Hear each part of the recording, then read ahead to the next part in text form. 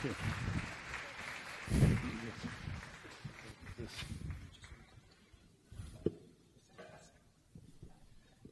buonasera, si sente? Si sente, sì. Buonasera, allora iniziamo questa piccola introduzione alla lezione che poi Daniel Dennett ci proporrà, un brevissimo dialogo proprio per sfruttare questa fortunata coincidenza dell'uscita di questo libro, che non è solo l'ultimo libro di Daniel Dennett, ma è anche una summa del suo pensiero fin qua. Chiaramente il pensiero non si esaurisce mai, quindi ci saranno sicuramente ulteriori sviluppi, ma questo è the state of the art, diciamo, è il punto di arrivo finora della sua riflessione su, diciamo, questo è difficile, diciamo, su un tema, direi, perché l'impressione è che Daniel Dennett si sia occupato in tutta la sua lunga carriera di un grande tema. Questo come tutti i grandi filosofi, e gli chiederemo qualcosa a questo proposito. Io inizierei però chiedendogli qualcosa su una frase molto bella che ho letto, che c'è all'inizio del libro, dove lui dice: questo libro è una rata che io voglio pagare per ringraziare tutti quelli da cui ho imparato qualcosa. No, perché dice, in realtà ho studiato tante cose, ma così diverse, che se non avessi avuto una comunità intorno a me, avrei sicuramente ottenuto risultati molto, molto differenti. Questo mi ricorda un po' una bella frase che diceva uno dei miei maestri, un filosofo, Martin Hollis, filosofo inglese. Lui diceva una cosa molto simile, diceva: io ho studiato molto poco nella vita, non era vero, però diciamo questa era l'idea, ma ho imparato moltissimo dalle persone con le quali ho lavorato. Quindi ho imparato la storia da Quentin Skinner, ho imparato l'economia attiva dei giochi da Bob Sugden e così via. E mi è sembrato di ritrovare questa idea molto bella della impresa scientifica, dell'avanzamento della conoscenza dentro una comunità di persone che in qualche modo condividono e coproducono conoscenza. Quindi volevo chiedere innanzitutto qualcosa a questo proposito, che poi ha molto a che fare anche con il tema dell'organizzazione emergente, insomma, che si ritrova al centro del libro.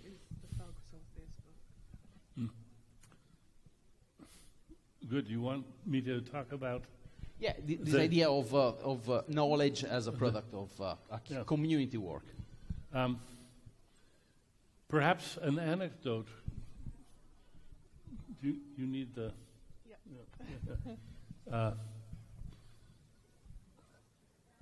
When I first began looking hard at neuroscience and biology and artificial intelligence, I didn't know anything about them, but I read what I could and I asked lots of questions. And then, this was way back in the 1960s,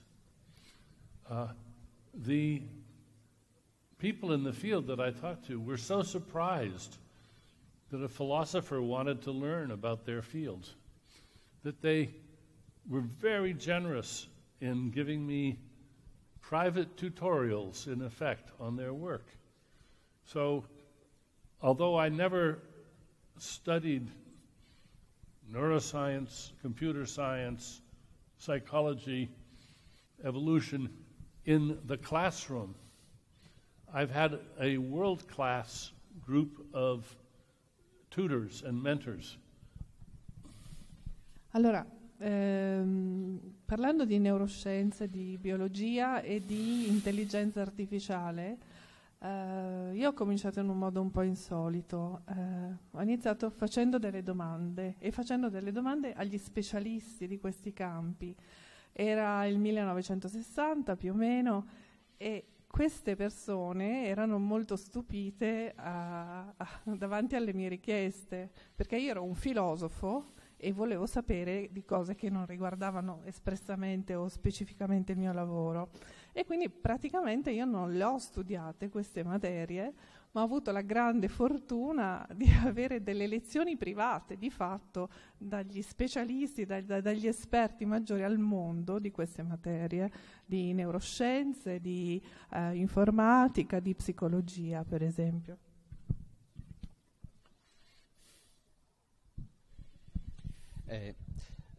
questa complessità, no, legata ai suoi studi è un sintomo della complessità dei temi che lei ha affrontato in questi decenni, no? che partono da quella che qualcuno definisce la ferita cartesiana, cioè lo strappo che con Cartesio si è verificato, si è avuto tra appunto materia e mente, no? Tra quella che appunto Cartesio chiamava res cogitans e res extensa.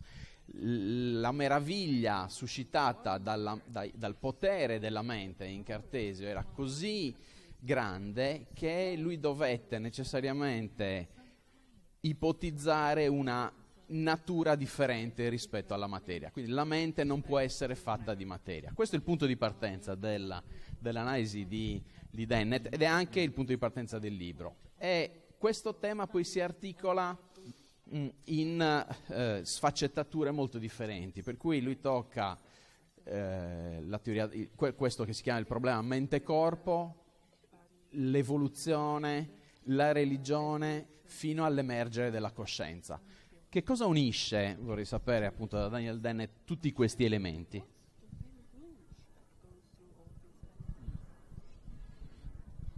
I think that the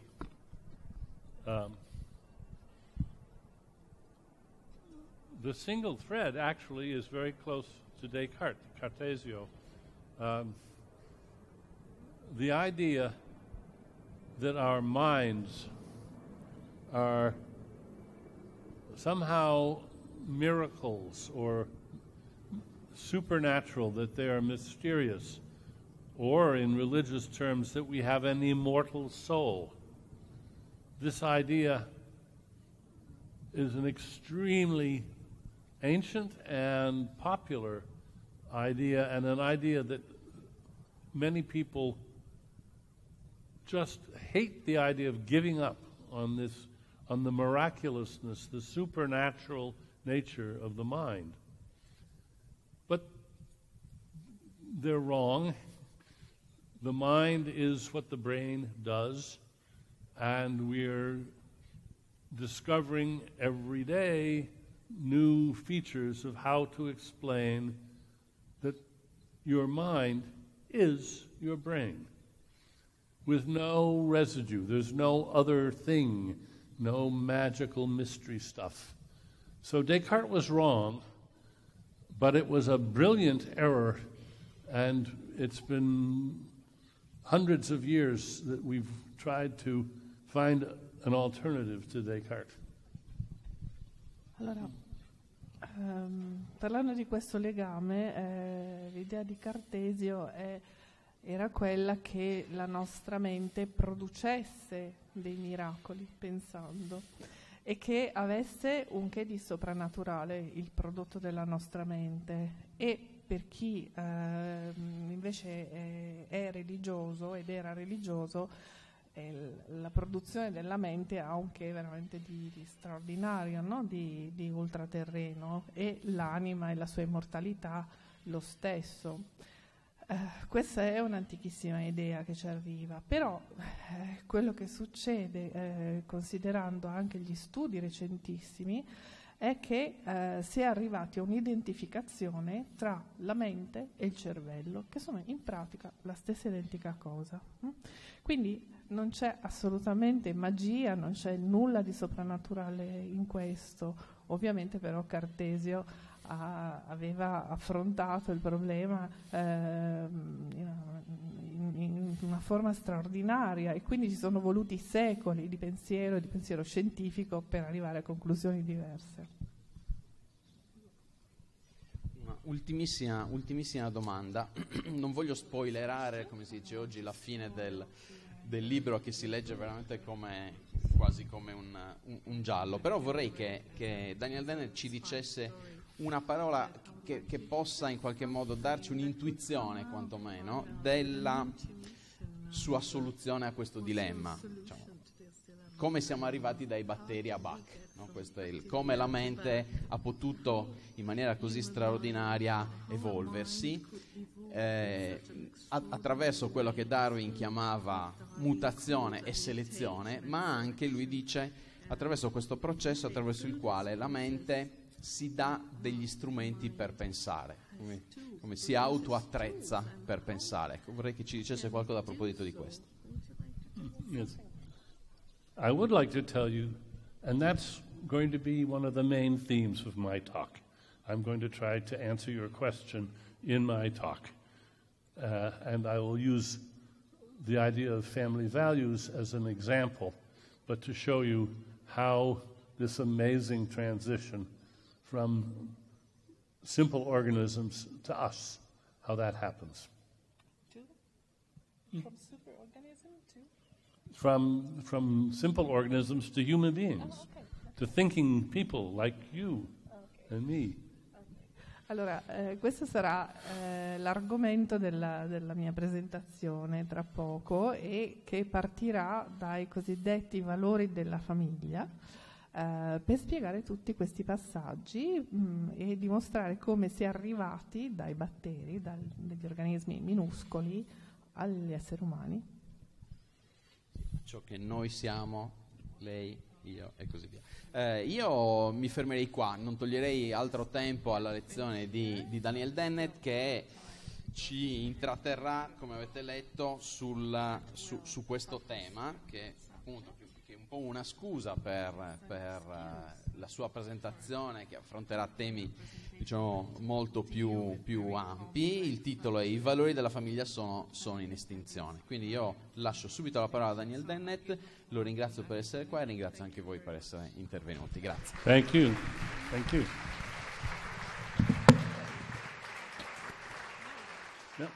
Now.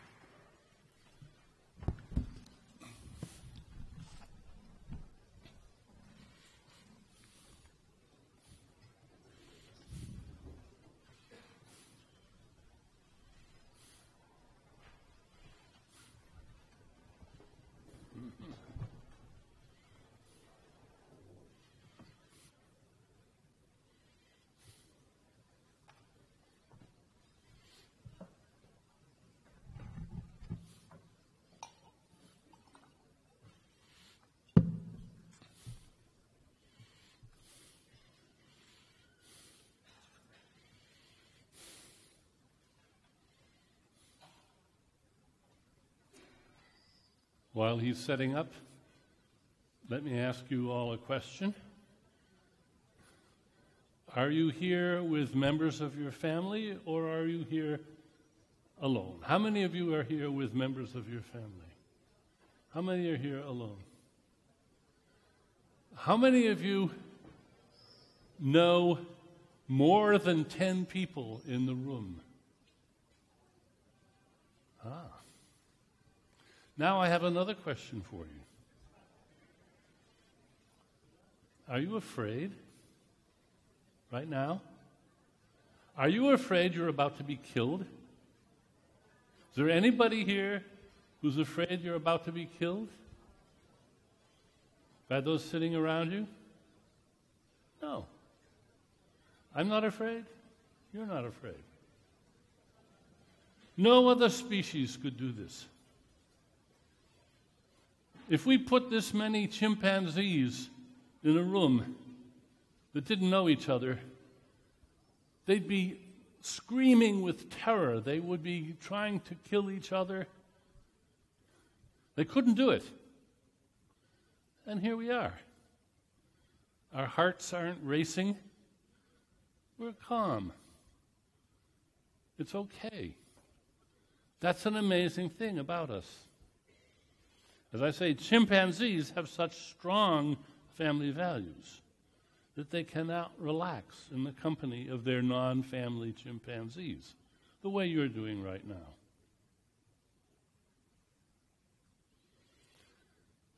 This is an example that comes from a wonderful book by my friend Paul Seabright, an economist and historian and evolutionary theorist. His book is called The Company of Strangers. And there's much wisdom in it about how this ability of ours to collaborate, to walk down a street that we've never been in before and not be afraid of the people we see. Such a simple thing as that is a very remarkable fact, a biological fact about us, which is not shared by any other species, not by any other species. Seabright says that we're all honorary kin. You are my brothers, you are my sisters. But of course you aren't, really, but we say that, meaning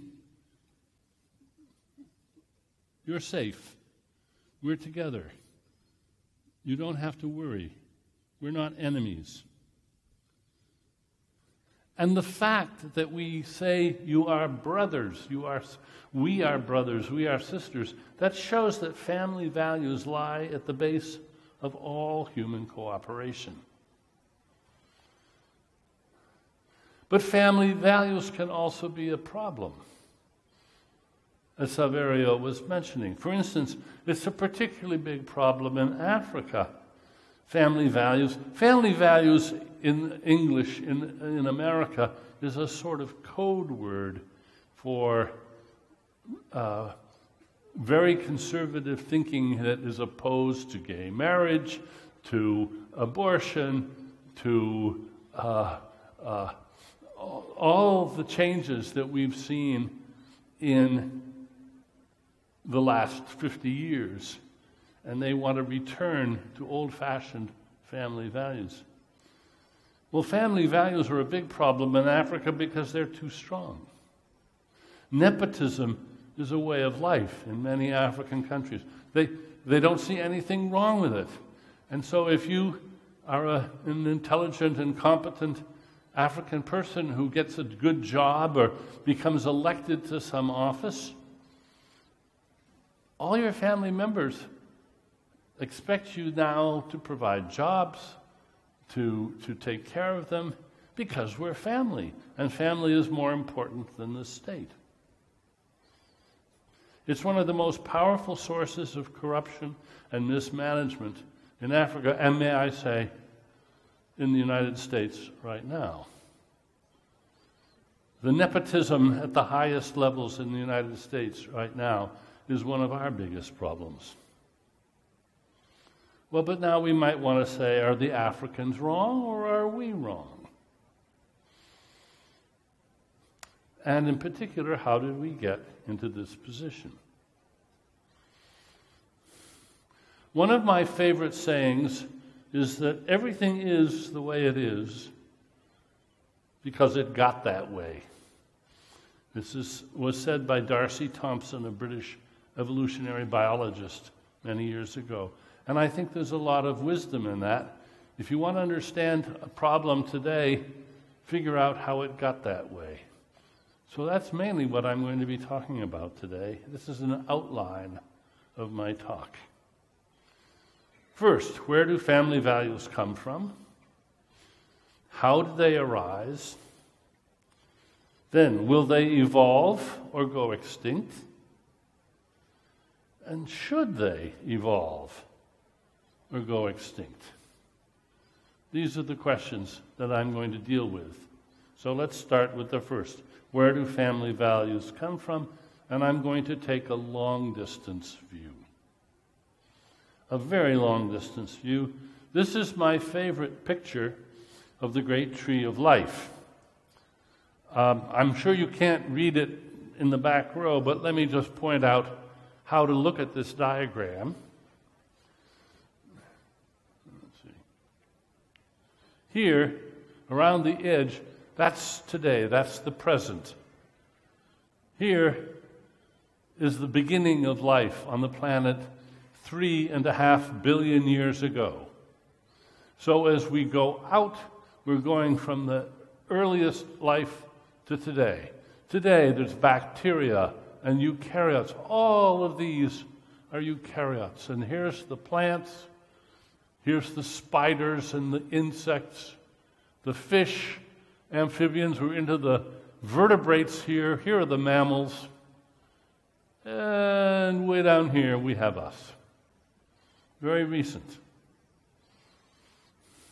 By the way, this is a particularly nice diagram because you see this sudden, over a very few, actually a few million years, that's the great Cambrian explosion, when all the different life forms, all the different phyla that turned eventually into the vertebrates, when that all happened about 350 million years ago. Let's look a little more closely at this map, and even more closely still, because I want to give you a sense of how recent we are. That's 65 million years ago, so that little fork, that's about 6 million years. So that's about how long we have departed from our common ancestor with the chimpanzee. So that could be the chimpanzee and this could be us. We could put another branch and have the bonobos there. Our lineage, and those are just the hominins. Modern human beings are just a tiny little fraction on the end of one of those branches. So that's the great tree of life. And we are a very, very recent addition to the tree. Most of the design that is incorporated into our bodies, in our physiology, in our brains, in our limbs, in our fingers, in our ways of reproduction, those are systems that have been designed and improved in different ways over billions of years. Here's a few facts to bear in mind. Every organism in the tree of life has a parent or two. Actually, most of them have only one parent, because most of the organisms that have ever lived and that live now are single-celled bacteria. And they reproduce by fission. They don't have sexual reproduction. More than 99% of all the organisms that have ever lived on Earth were never parents. They got eaten. They died childless. More than 99% of all the organisms that have ever lived never had children. But none of your ancestors, going back 3.5 billion years, died childless. Not a single one of them. Think of how lucky they were.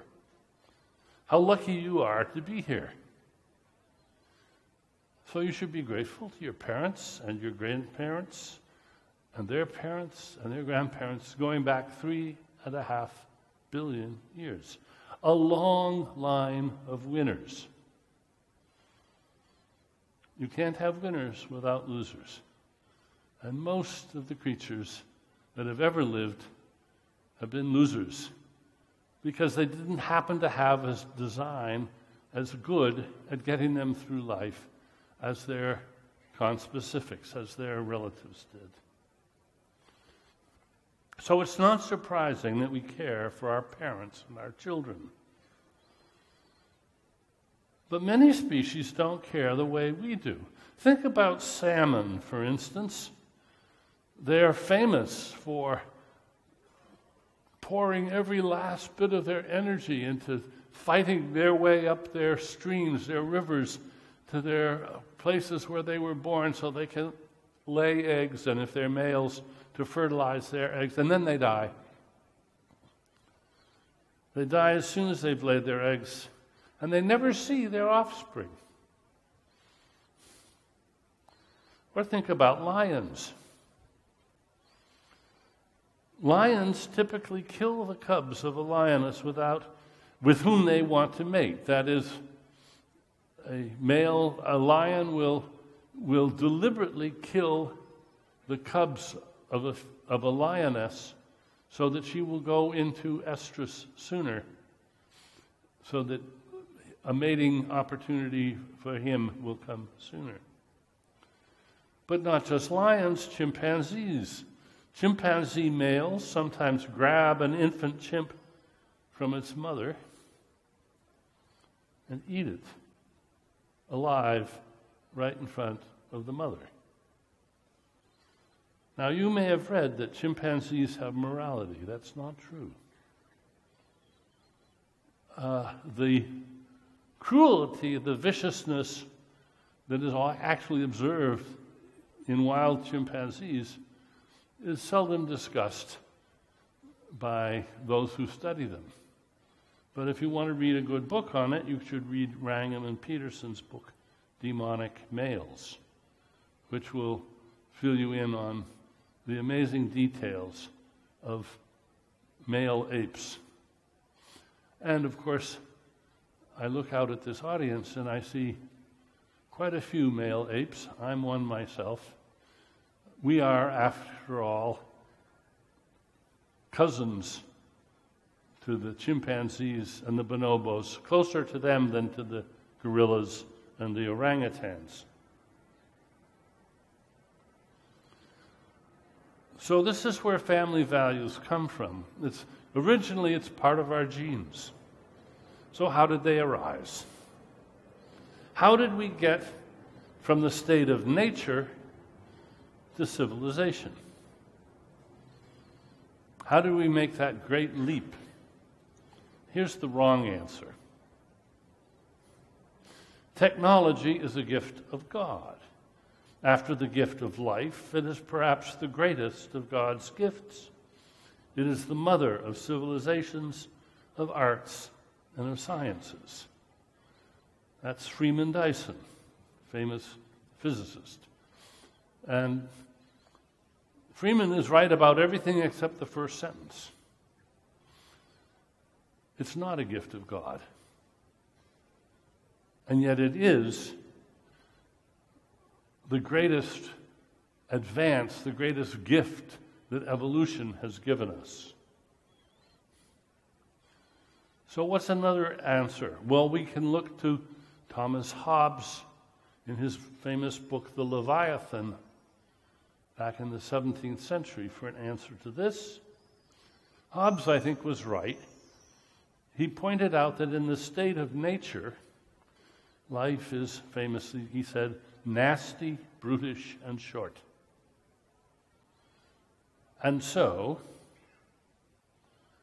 in that state of nature, there was no morality, no right or wrong.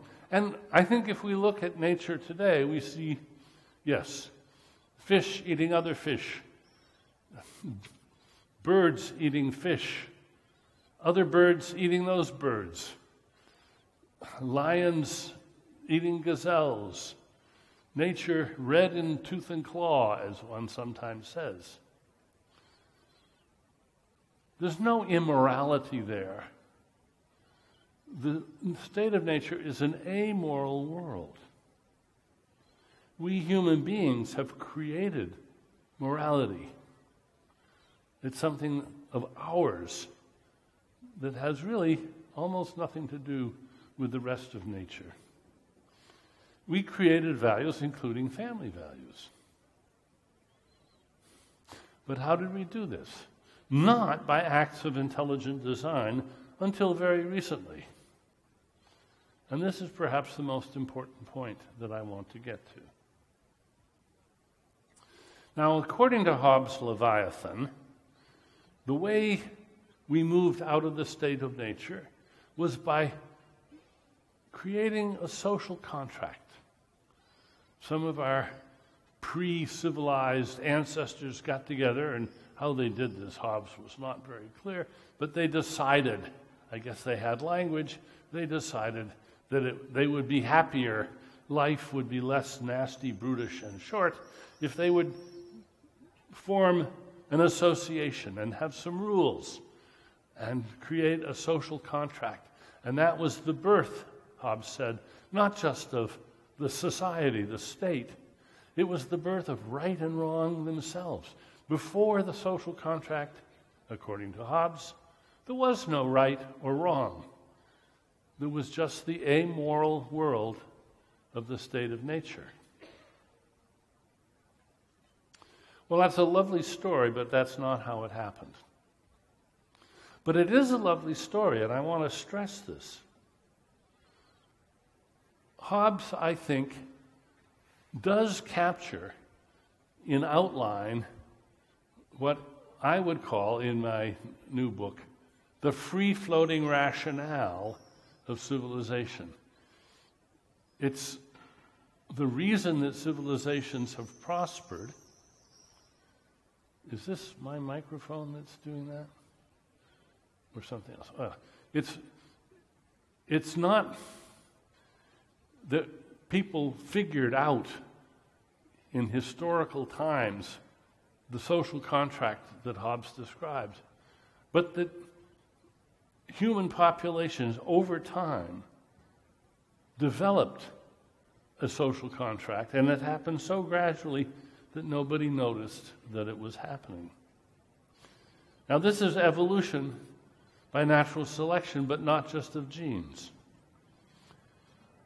Now, the main puzzle of my book can be captured, and this was the question I think that I was asked just before my talk, but I'm going to put it in a deliberately paradoxical and provocative form.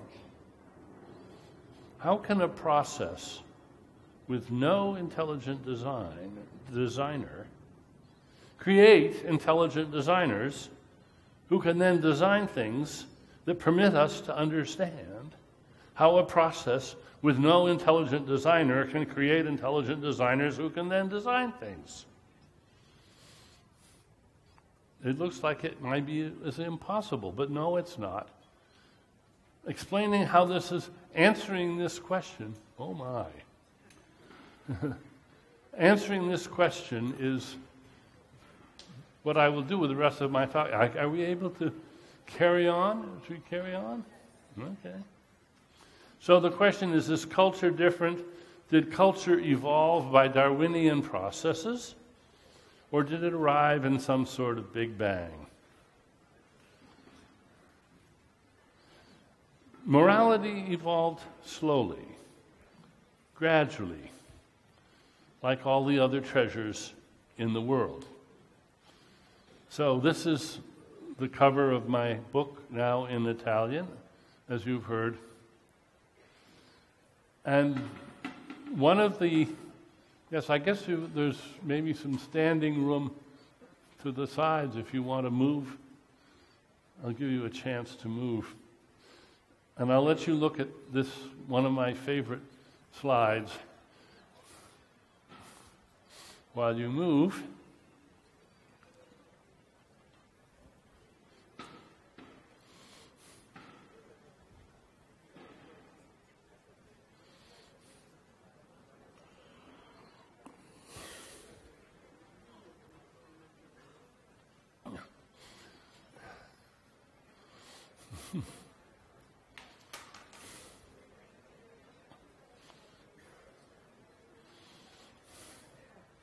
Okay, I will carry on, I guess, unless somebody has a better idea.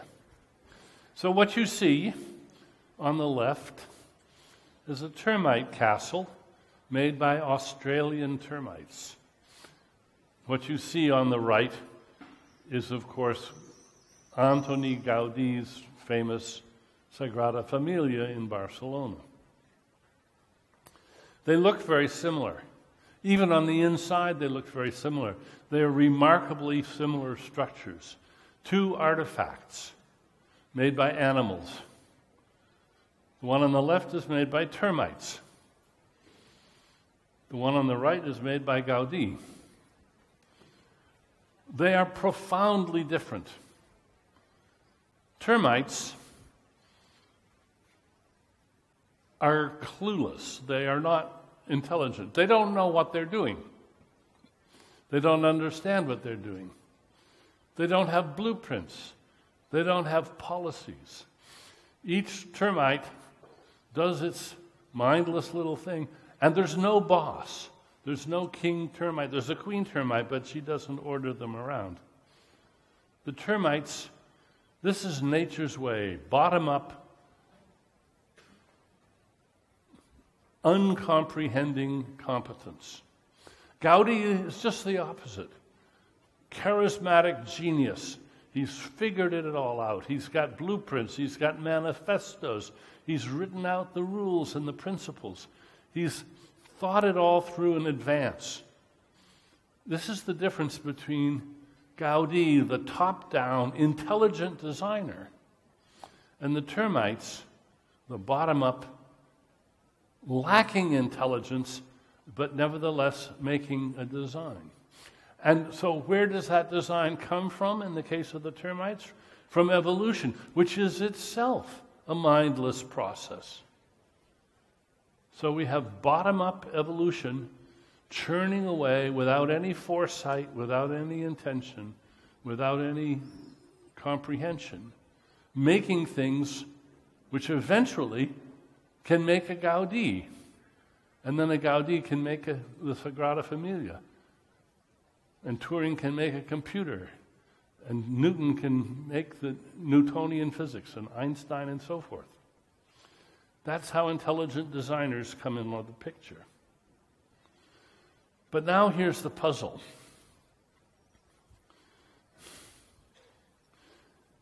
A termite mound, a termite colony might have several million termites in it. They're all pretty stupid. Gaudi's brain has maybe 100 billion neurons, but they're even more stupid than termites. So how do you... your brain is more like a termite colony than you might like to think. It's composed of little agents that are myopic. They don't know what they're doing or why. They're just doing what they're doing.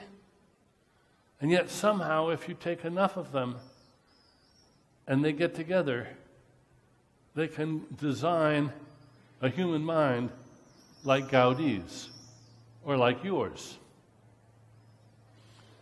And how this is done, the short answer is that you affect the brain with culture, with thinking tools. The termite colony has no thinking tools. But you have many, thousands of them. Most of them are words. So, for instance, here's my recipe: add words and stir. It is language that makes intelligent design possible. Now, here's a sentence I want you to consider. How many words don't exist? How many of you think that's true? I don't see any hands. Well, what are they made of? Well, but words are pretty important items. I use this example because I want to talk about something else that you might not think exists. Words are a nice example of them. So, a little exercise. Dogs, they're a kind of what? Well, they're a kind of mammal. They're a kind of pet. Words, what are they a kind of? Well, they're a kind of sound. No, a lot of words aren't. The words that are on the screen right now are not sounds. Signs, well, yes. Symbols, yes. What they are is they're a kind of meme. A word is a kind of meme. And memes, words are memes that can be pronounced. There are many memes that can't be pronounced, like wearing your baseball cap backwards, or wearing a particular t-shirt, or not tying your shoes the way everybody else does. There are many different memes. The word, of course, comes from Richard Dawkins' book, The Selfish Gene, which is one of the great books of the 20th century for understanding evolution. and he introduced the term memes parallel to genes. So we have genetic selection, that's natural selection, and then we have mimetic selection, which is natural selection of cultural items. Items of culture that spread by being reproduced, sometimes with changes or mutations. And they form lineages. For instance, most of the words in Italian can be traced back to Latin, and many of those can be traced back to Greek and to earlier Indo-European languages. And many words in English come from Italian. Pizza, for instance. Words have lineages just the way organisms have lineages. We can draw trees of words the same way we can draw trees of life. And some words go extinct and some words get very populous. Memes evolve just like animals and plants and viruses. And it's very important to remember viruses because they're not alive. You don't have to be alive to reproduce, and you don't have to be alive to be subject to natural selection. All of these things evolve by natural selection.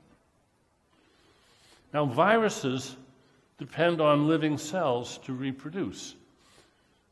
A virus, it's not alive, it's just really, it's a large string of nucleic acid with attitude. It's not alive, but it has the power to provoke other things to make copies of it. Memes are informational things, and they depend on living brains to reproduce, just the way viruses. So some people have said, well, memes are sort of viruses of the mind. And so they are. And a lot of people think, oh, that's terrible because viruses are terrible. No, they're not. Not 1 in 1,000 of the viruses that are in your body right now does you any harm at all. And some of them may help you. It's only a few nasty viruses that we hear about, but they don't represent the world of viruses at all. So I'm saying things made out of information reproduce just the way living things and viruses do. And this is not dualism. Some people think this is giving in to Cartesian dualism. No, not at all. After all, the software-hardware distinction is not dualism. Let me pause and say that a very good philosopher of biology, I won't say who, has been arguing with me in recent years. He says, software doesn't exist. And I say, so Bill Gates should be put in jail for selling a non-existing product? Of course software exists. It's one of the most importantly existing things in our world today. It's not made of atoms, it doesn't have a chemical formula, it's made of information. And there are many things that are made of information, and some of them can evolve. Those are the memes. Memes are ways of doing things, just like instincts, except that they're not transmitted through the genes. I say that because sometimes I talk to biologists who are very suspicious of memes, not all of them, but many of them are. And I say, how about instincts? Do you think that there are such things as instincts? And they say, oh, sure. Those are ways of things that are transmitted by the genes.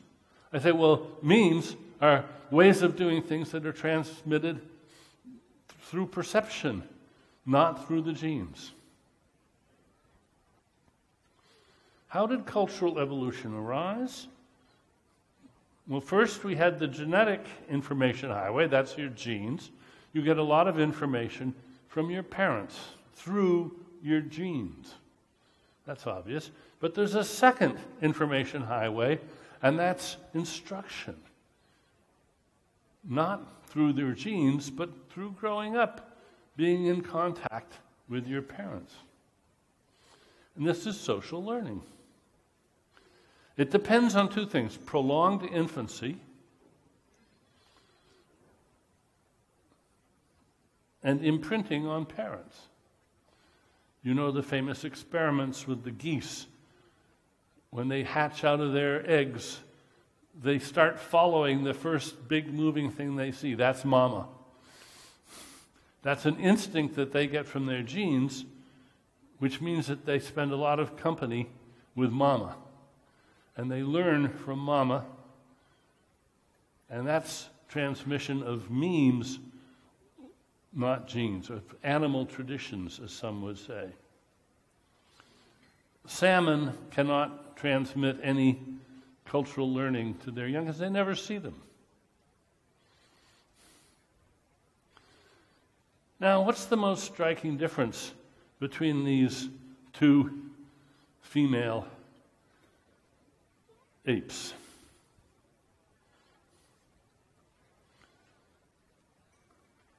The whites of the eyes, the sclera. Chimpanzees do not have white sclera, nor do orangutans or bonobos or gorillas. Only human beings among the apes have white sclera. Here's an orangutan and a chimpanzee.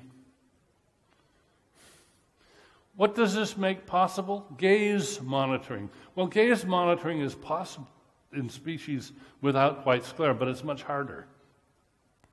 The whites of your eyes enable your children to see where you're looking much more easily, and that permits joint attention, shared attention. And shared attention, look, and we both look together. That is the key to enhanced social transmission. So the whites of our eyes evolved to enhance the transmission of information from parents to children. Other species don't do shared attention well at all. Many experiments have shown that. There's one interesting exception: dogs. Dogs are pretty good at gaze monitoring, but they don't gaze monitor other dogs. They gaze monitor their masters, their human masters. That's an evolved feature of domesticated dogs. So family values in the form of parental care and filial dependence and trust are the historical basis of civilization. Now, cultural evolution and transmission was very slow for many millennia and very gradual. It started, let's be generous and say it started 1 million years ago, out of that 6 million year period between our common ancestor with the chimpanzee. And then it accelerated. Here's my favorite example. On the left, you see an Acheulean hand axe. On the right, you see a mouse. Acheulean hand axes were made by hominids without any change, any discernible change in design or structure for about 1 million years. That's how slow cultural transmission was for a long, long time. Nobody invented the Acheulean hand axe. It just gradually evolved over 1 million years. Douglas Engelbart invented the mouse. He's still alive. And the mouse is on the edge of extinction. That's how much acceleration we have in cultural evolution today. Now, why did cultural evolution accelerate? Because among the designed things transmitted culturally were thinking tools by the thousands. Words primarily, but also techniques. And of course, all the concrete tools, microscopes, telescopes, phones, cameras, measuring devices, test tubes, all the rest. And these permitted for the first time intelligent design by equipping the brains with thinking tools that could turn them into minds. Now, along the way, there were many cases of semi-intelligent design. There's a recent book, I highly recommend it. I'm giving you a lot of books to read tonight, but read mine too. The Secret of Our Success is a very fine book by Joe Henrich, an evolutionary anthropologist now at Harvard. And the point of his book, The Secret of Success, is all the semi-understood, semi-intelligent, dutiful copying that went into human culture for millennia. I'm going to give an example, not from his book, but by French philosopher Alain, writing in 1908 about French fishing boats on the coast of Brittany. Every boat is copied from another boat. Let's reason as follows in the manner of Darwin. It is clear that a very badly made boat will end up at the bottom after one or two voyages and thus never be copied. One could then say, with complete rigor, that it is the sea herself who fashions the boats, choosing those which function and destroying the others. So for generations, the rule was, if it comes back, copy it. And the boats gradually got better and better and better, but not necessarily because of human intelligent design. Variations were tried, and many of them were probably terrible. The boats weren't better, they only were thought to be better, and they went out and sank, and people went back to the old ways. So the process of mutation and selection is the same. But what's being transmitted is boat design, information about how to build boats, ways of building boats. Okay, so where are we now? Family values are a part of human culture. Will they evolve or will they go extinct? First, I think it should be clear by now, we are the first intelligent designers in the tree of life. For 3.5 billion years, there were no intelligent designers. There were birds building nests, but those aren't intelligent designers. Not the way we are. Not like Gaudi. Now we have intelligent designers. What's going to happen next? Well, one of the things we're going to do is design a better way of living together. And I sometimes call this the Moral Agents Club. This is Hobbes's contract, in effect. It has rules, penalties, taboos, and obligations, and it gradually improved over millennia.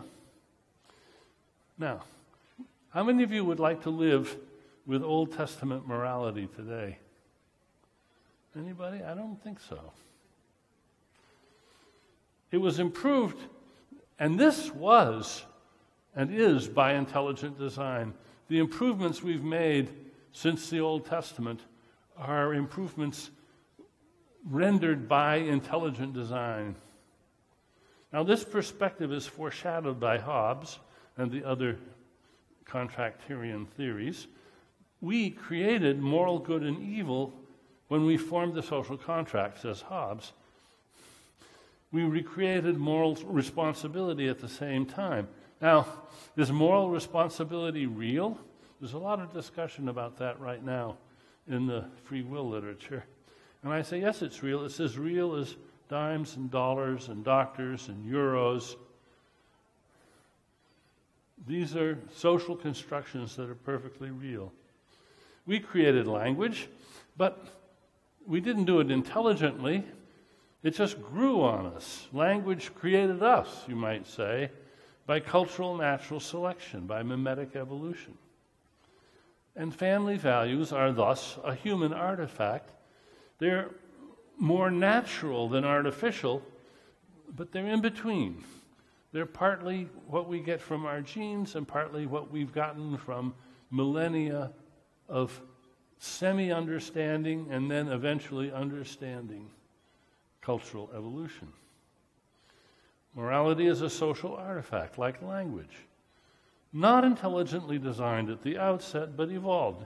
And now, for the first time, we are intelligently redesigning it. For several thousand years, we've been adjusting our moral ideals via persuasion and reason. All right, finally, should they evolve? Should family values evolve, or should they go extinct? Well, I already asked, would you prefer to live by Old Testament morality? Slavery was okay. Killing and raping the vanquished, that was okay. Capital punishment for relatively minor offenses, it was okay. Vendettas and honor killings, okay. Gay marriage, not okay. Refusing to marry the man your father commands you to marry, not okay. Times are changing. Azim Sharif is a psychologist. He's originally from Iran. He was at UC Irvine, where I began my career. He's just moving now to the University of British Columbia. And he's done some fascinating research online, and you can participate in this research yourself, where he poses, and this is all done by computer program, what are basically known as trolley problems, but this is self-driving car problems, or driving cars. So there you are, you're in your car, you're driving along, and there's really two paths you can take. You can hit these three people, or you can run into the barrier and probably kill yourself. In a variation of this, you have a choice between hitting a group of two people or a single person. How many of you say, well, if it's between 2 and 1 and I have no choice, I should steer away from the 2 and kill the 1, right? Okay. But would you hit 2 to save your own child? Show of hands, how many of you would, if you absolutely had to choose between hitting 2 who are not your children or hitting your own child, how many would go for the 2? Yeah. How about 4? How about 1,000? You realize that, I'm not sure I want to participate in this game. Would you hit 2 to save your adopted child? Probably yes. How about your best friend's child? How about a child who looked like you? What I hope I have just revealed to you, if you didn't already know it, is that this is an almost universal bias. We're going to protect our own first. And of course, it's in our genes. Of course it is. But that doesn't make it right.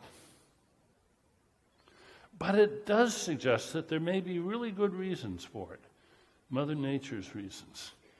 There may be a very good reason why we should sort of put family first. Remember how I began. You are my brothers. You are my sisters. In warfare, the key relationship is the brotherhood of the squad, who will die to save each other, not necessarily to save the motherland. The bonds between the members of the squad are stronger than anything else. And many think this is the way warfare, if it must be done, should be done.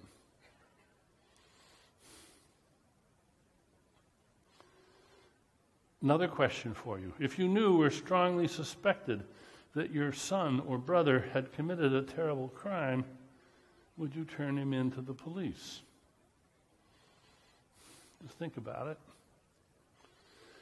Well, in 1996, David Kaczynski turned in his older brother, Ted Kaczynski, the Unabomber, who had killed 3 and wounded 23. It must have been an extraordinarily hard decision for him to make, but he made it.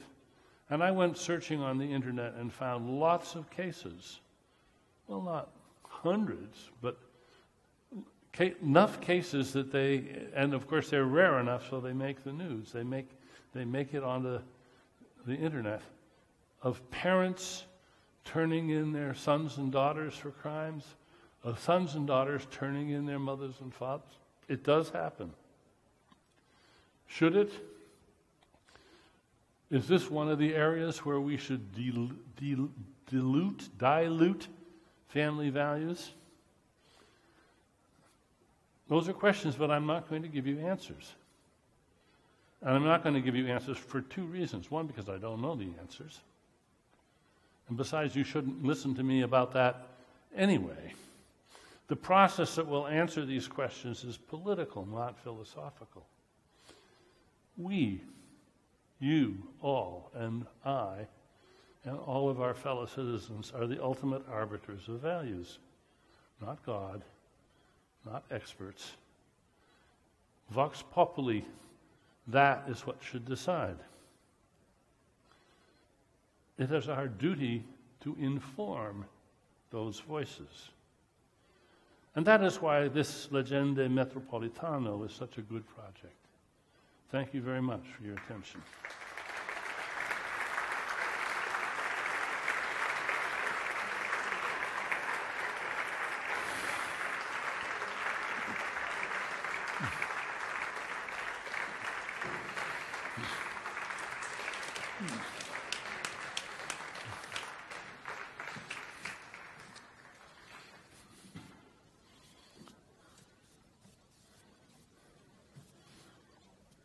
Are we going to have a question period? I think if people want that,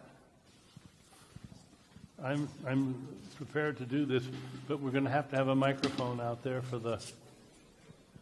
Yep. And I think I will sit down.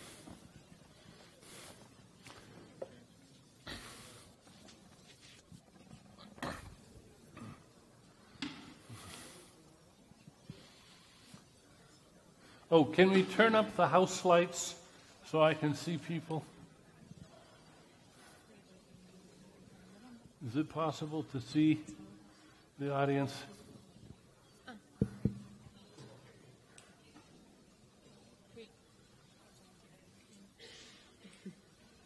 Hi. Hello. I do have a question. I can't see you, but I can hear you. Hi. Maybe I'm one of those semi-smart, semi-intelligent person in this world, but I want to do this question, even though I take the risk to be a stupid question. Doesn't we go on, doesn't we switch to a kind of Mother Nature rule where Mother Nature, drive us as well as a kind of God, though it is a material thing? I mean, I got the feeling that if everything is a kind of evolution, so everything we do is a kind of an adaptation to the world, then it seems that the world is a kind of controlling us in a way, and I think that sounds like God. Okay. I'm really glad you asked that question, because I think it illustrates a very deep confusion in the minds of many people, including many scientists, that do not distinguish between causation and control. Indeed, we are the products of a causal history that goes back 3.5 billion years. But that doesn't mean that we're controlled by our past. In fact, on the contrary, our particular past has generated, by the inexorable laws of physics and causation, has created a category of autonomous agents. Animals have some autonomy, but not as much as we do. And to be an autonomous agent is not to be in the control of another autonomous agent. Now, some people think that God, we are sort of the puppets or marionettes of God. God is pulling the strings and we're doing the action, so we're not really our agents. Our activities are all really just in the service of God who's pulling the strings. That is a powerful and I think deeply erroneous idea. And it's the same idea is erroneous if we think of Mother Nature as pulling the strings. Mother Nature, evolution is not pulling the strings. Evolution has designed us, if you like, to pull our own strings, to make us autonomous, more autonomous than any other organism on the planet. And this could not have happened without the evolution of language, which lets us reason with each other and persuade each other. And to be persuaded by reasons is not to be pulled by strings. Now, of course, if you are fooled, if you are hoaxed with language into doing something that you don't understand, then that's manipulation, and your autonomy is challenged. But your autonomy doesn't have to be challenged, and we should think of ourselves, and good science encourages us to think of ourselves as autonomous agents capable of deciding what our values are and what we want.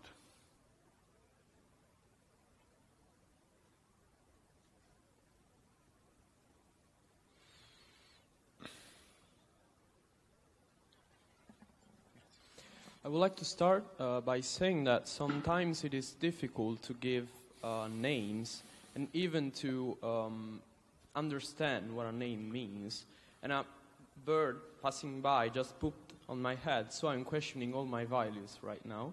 And I would like to ask you, beforehand you said that monkeys, apes and chimpanzees, here they are coming back for the second round. So apes don't have morality. And would you define morality like elephants that bury their like other elephants and do funerals or whatever they do? Yeah, good. Frans de Waal, the Dutch primatologist, has written the book Good Natured, which argues that chimpanzees have a sort of proto-morality, and others have said that elephants do, and maybe dolphins, and some birds. There is a lot of enthusiastic discussion of the moral behaviors of other animals. But I think it's cherry picking.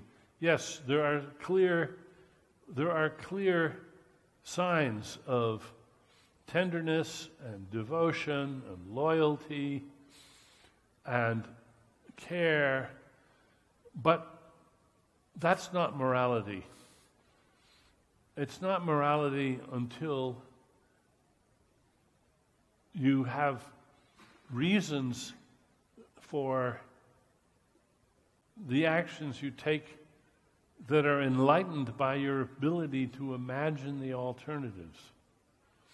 And the capacity of other species to imagine alternatives is, I think, very severely limited. I think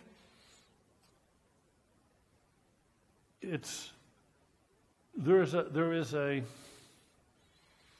there's a pendulum swing in the literature of animal behavior research between what I call romantic and killjoy. And the romantics are always arguing, look how wonderful these animals, they understand, they love, they have morality, they're more like us than you thought. That's what the romantics say. And the killjoys do experiments which show, no, the animals are pretty stupid, actually. They don't understand these things that you think they do. And this is all good research. The romantics show us not to underestimate the talents of animals, and the killjoys show us how not to overestimate the talents. And so back and forth it goes, and it's been going that way for 50 years, and I don't know when the pendulum is going to stop swinging.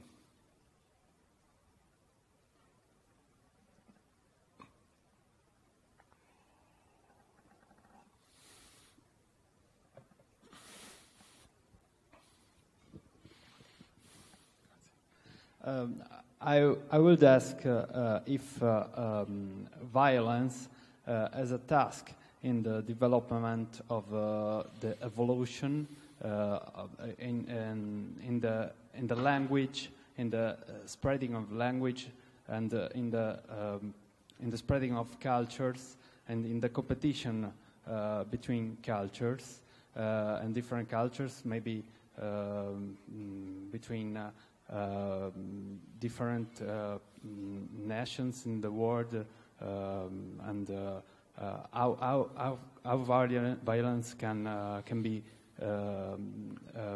how persuasion into the language can have a violent development into the spreading of culture into the world.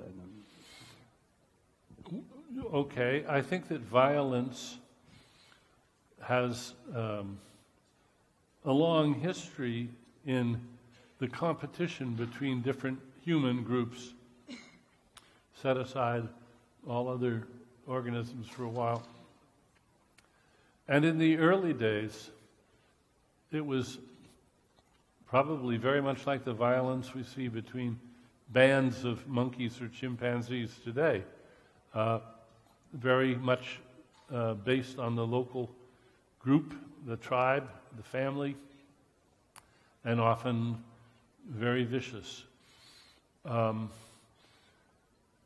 Language permits us to find more indirect and more humane ways of dealing with each other.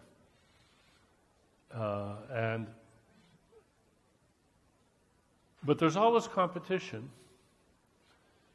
That's not just the way that it works out in evolution between organisms.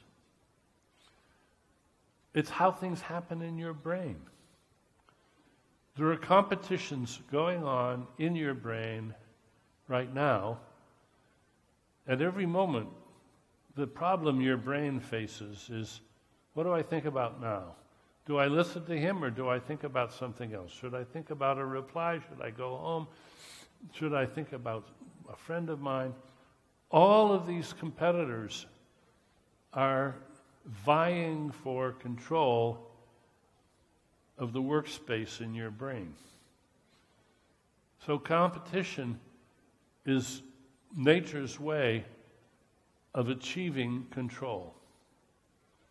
But it's not all violent, and it's not all evil. And you're very lucky to have those competitions going on inside you, because that's what makes you a self-controlled agent.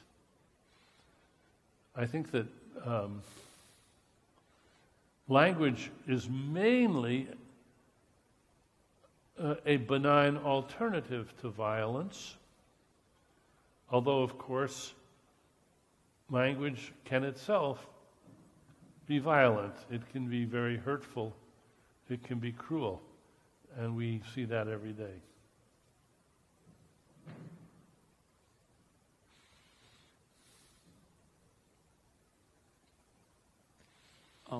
Hello.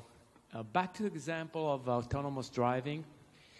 Since we'll be facing more and more decisions like the one you just showed us about artificial intelligence, and since the process is going on so faster, are we risking to lose control and not to be anymore an autonomous agent, and somebody or something will take over because we simply cannot master the things we create ourselves? And how do we deal with this risk right now?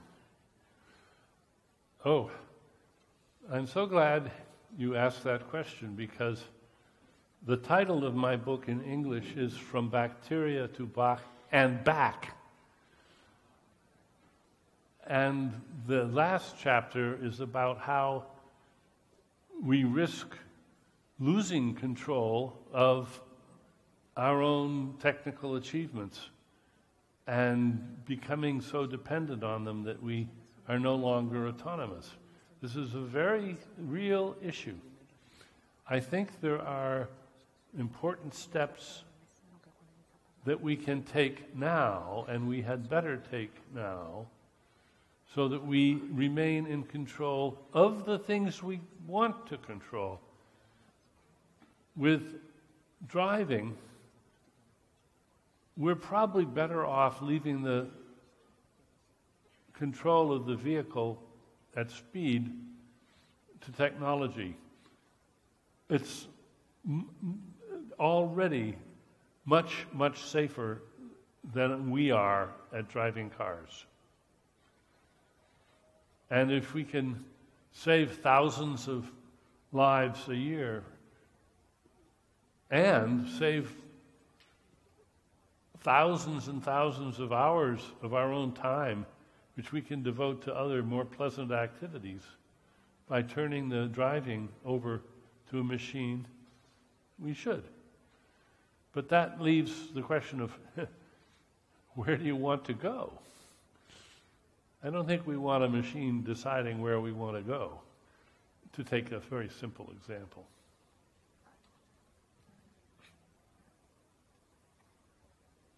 Oh, let me say on that score too. In Sharif's, I was at a conference in Beirut about 10 days ago where Sharif presented some of this. And the point was made that the software in these cars is going to have decision procedures. It's going to have values built in to decide whether does it crash the car into the barrier, risking the life of the passenger, or does it crash into the pedestrian, preserving the life of the passenger. And one of the ideas that is currently being discussed is that there will be both types. You can buy whichever system you want. The insurance, of course, for the second system, the selfish system, will be much, much, much more expensive. So if you want to live a more selfish existence, you're going to have to pay for it. And maybe you should have a big S on your car which says, "Look out for me. I'm a selfish bastard. I don't care about other people." That might be the way to solve that.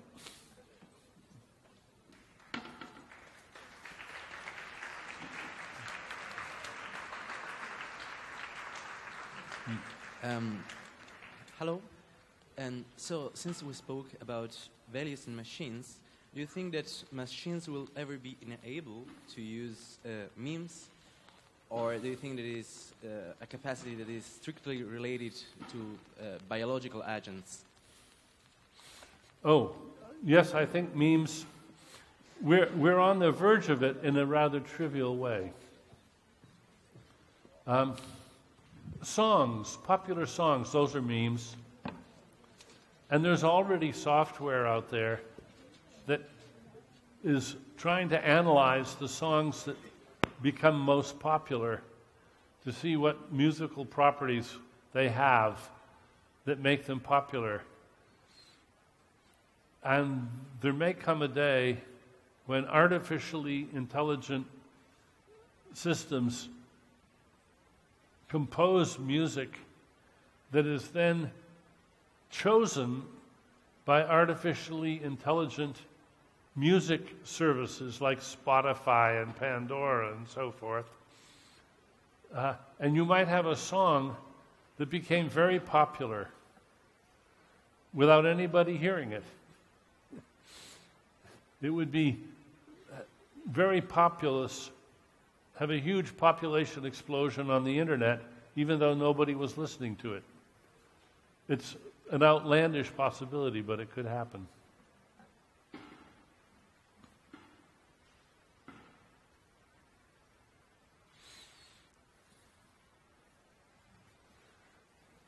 Is this perhaps a good time to call off the questions so that people can come out of the rain? I'm happy to go on answering questions, but I'm not sitting in the rain the way you are.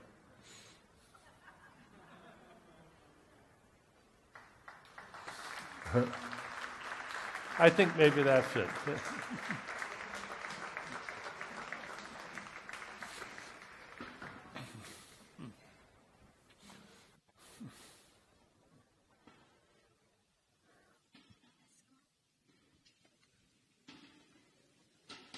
Vi ringraziamo per aver partecipato a questa anteprima di Leggendo Metropolitano.